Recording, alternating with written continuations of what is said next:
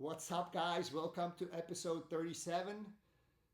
Here is Sean, one of my students, a really, really good practitioners.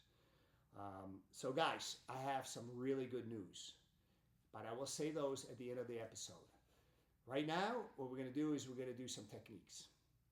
So, the technique I chose today is I've been playing with this a lot last few years. It works really well, but it requires for you to do what I'm telling you to do. One of the things that is very hard is, you get past somebody's guard. So if the guy is sitting up, you could always put him down. So make sure that he cannot move forward. So I have a C grip. What I'll do is I'll just pop him up and I get past the guard. Now, a lot of good practitioners, what they'll do is they frame.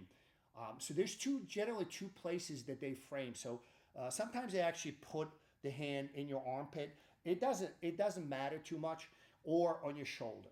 So what they'll do is they frame, they move their hips out, and immediately and just regard. So it becomes very frustrating when you get past somebody's past somebody's legs. So as we're sort of getting past somebody's guard, once I get past somebody's guard, I want to consolidate. So as Sean is framing, usually people tend to drive very heavily. And this is not, especially if you got somebody that's fairly strong and skilled, this is not necessarily the best way, because a lot of times you wind up losing your base. The guy winds up, going into your legs. Go. Or sweeping you. Okay? So you got to make sure that you do this somewhat conservatively, but also the right way. So as I'm driving, the outside hand, notice where my elbow is. It's not out here where Sean can go into Kimura. I keep my elbow inside. I swim the outside hand over his forearm. I'll push it slightly down, cover with my chest, and now Sean is already swimming his elbow down, which is okay. It doesn't matter. What I'm going to do is I'm going to flatten him out. If I can, connect figure four. And you have very strong choke. Okay, constriction. It becomes a bit of a mangle too. Okay? So let's look at it again. This is very important. So you saw Sean always did preemptively, he started to bring his elbow down. It doesn't matter. Once you kind of capture that arm under your torso, it does not matter. So let's look at it again. So again, I put Sean on his butt. He's framing on my shoulder or even under my armpit. It doesn't matter. If he does this, yeah, now I have a clear shot.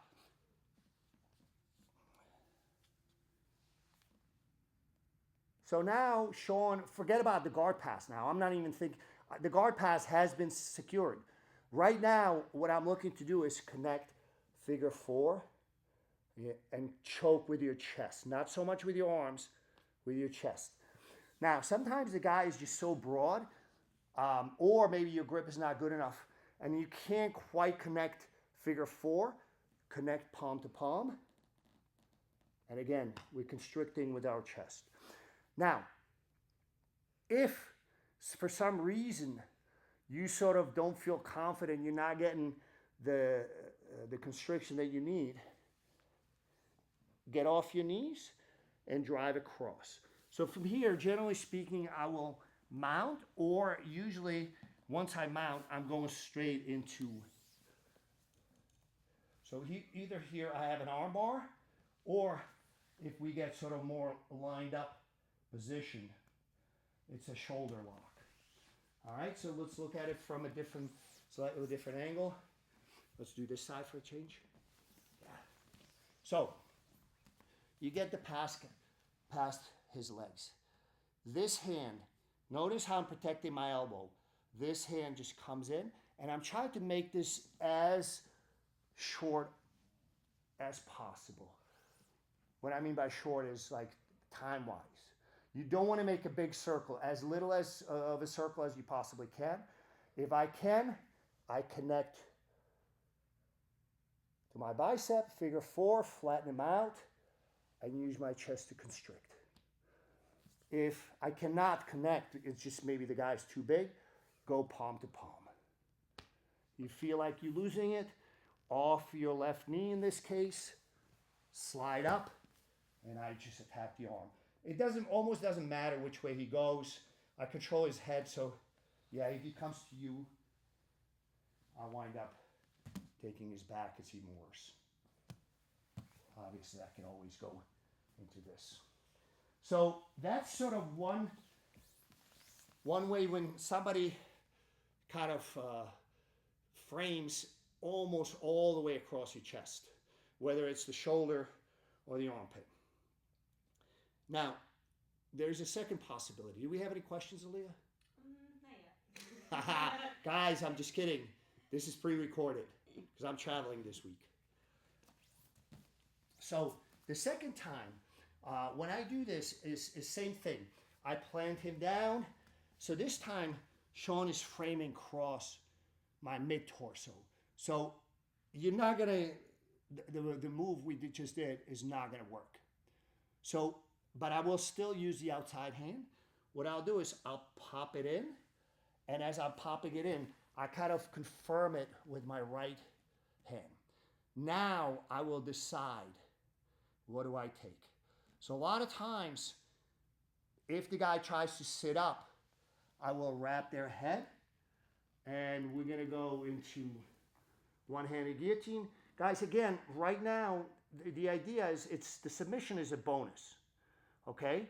But it's not absolutely necessary. What we try to do is make sure we secure our guard pass. So right now, even if you cannot finish the guy on the bottom, you secure your guard pass, okay? So if he's driving with his head, if he's trying to sit up, wrap the head, bring him back down, make the adjustment, and constrict. Sometimes the guy knows that his head is possibly in danger.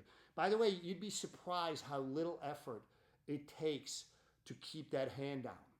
Remember, when people defend things, they usually defend one very definitive direction, one very definitive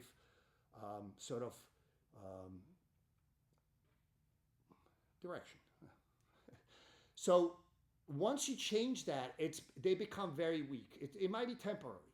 So if Sean, as he kind of protects his neck so I cannot wrap, when that is the case, what I'll do is I'm going to pin his hand, go under, and now, guys, I am going for Kimura.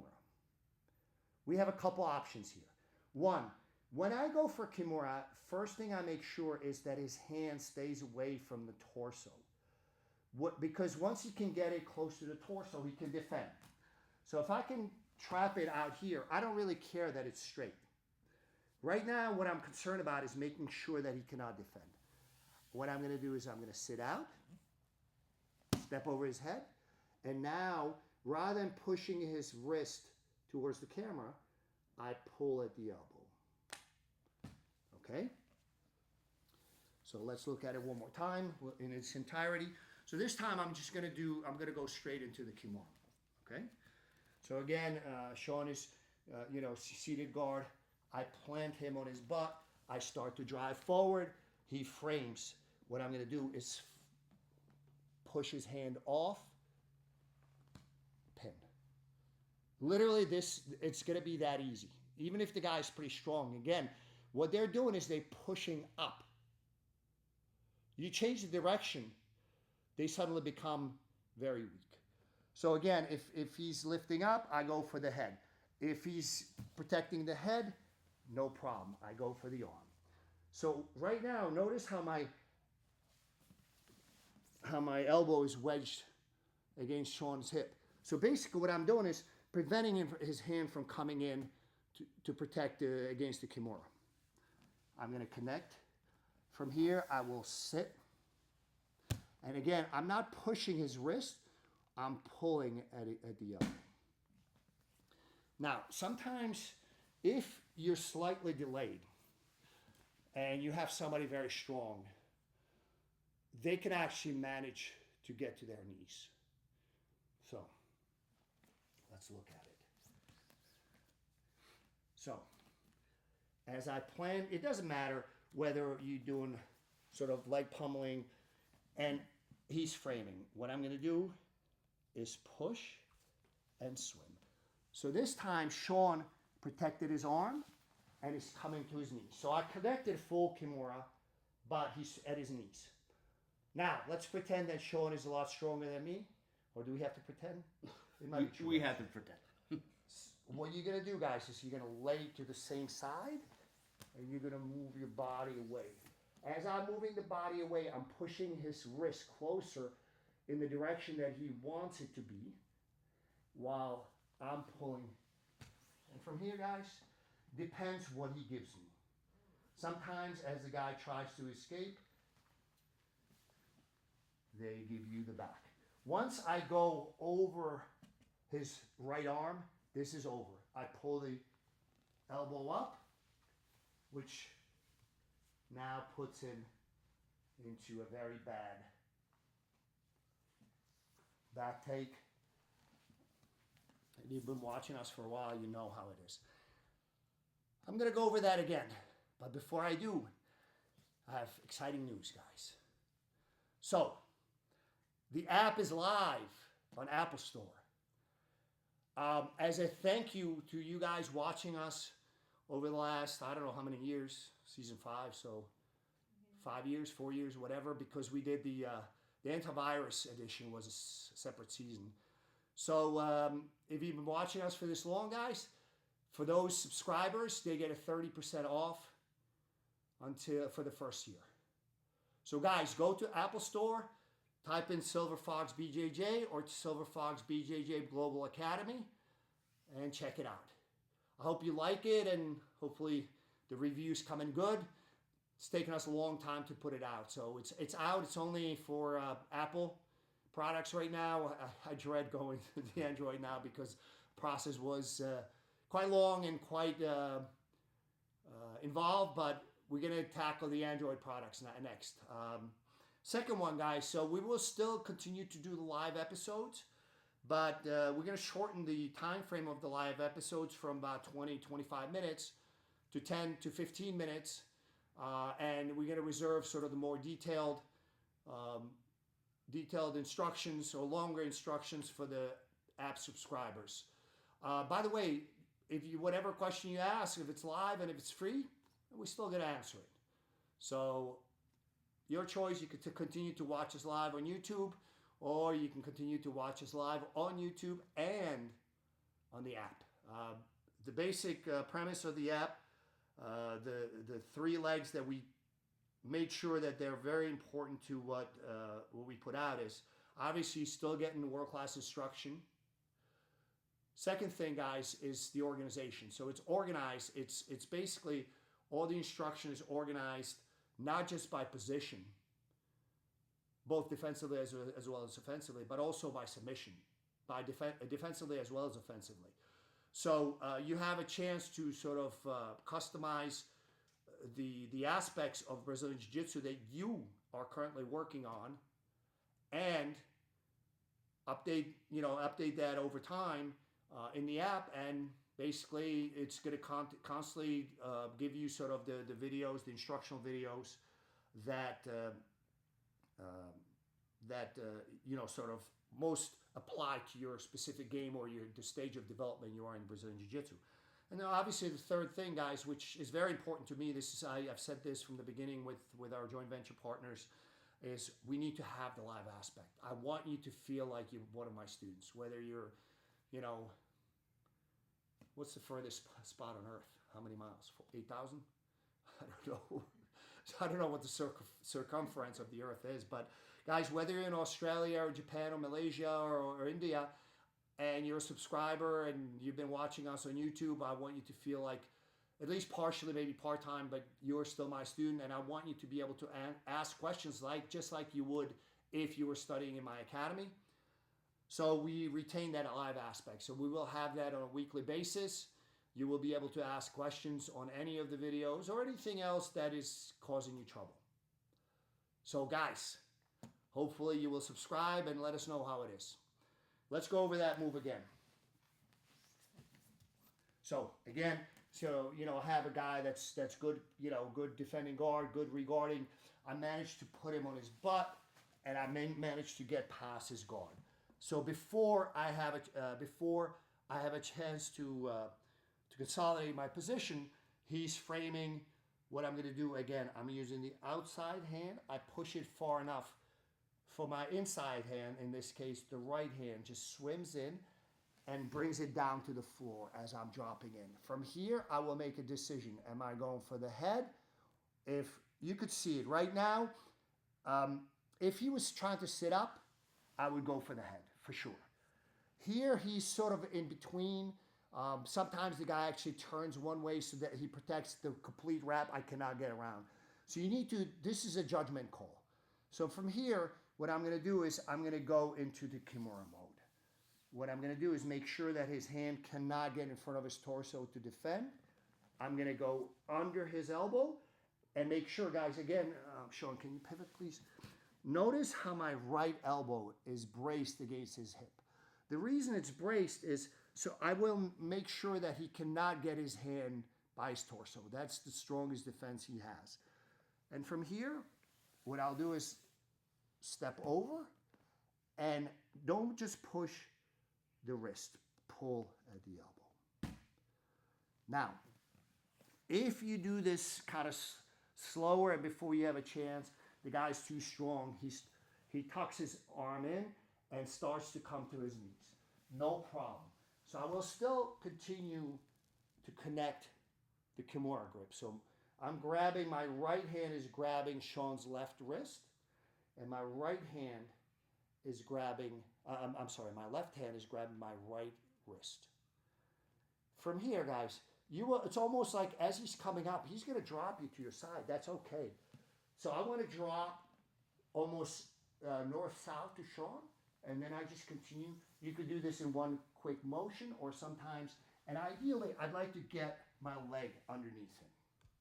From here, I will, even if he defends, if he does not let me bring that's not a problem. I pull at the elbow. As I pull at the elbow, so as Sean, if he lands on my leg, I'd like to get my left leg, in a better position. Okay? Now, as I start to pull at the elbow, notice what happens. He starts to turn to his right. Now that allows me to get my left leg out. I'm going to battle a little bit here. Once I cross, this is done. I can do the diamond.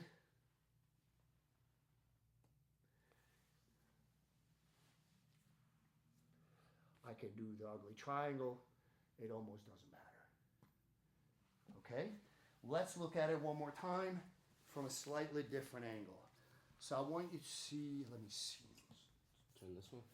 No, I want them to see this way. So when I fall, I want you to see the connection on the hand. So, as I'm passing through, I pop. And now Sean actually managed to get his hand inside. So notice what I'm doing. As he's coming up, you can actually, you can have this or this. It almost doesn't matter. And now as he's coming up, I just rotate, and from here, I pull at the elbow, which allows my left leg to come out. And from here, it's a brutal finish. How are we doing on time, Aaliyah? We're done, huh? And guys, just like that, we're done. So again, as you know, if I'm traveling, if I can get a good production going, I try to do stuff from the road. If I cannot, or if it's becomes, when I teach camps or seminars, I don't want to take away from the people that are at the camp. If it becomes too big of a circus production, we do a pre-recorded. So I hope you like it, guys, and I will see you next week.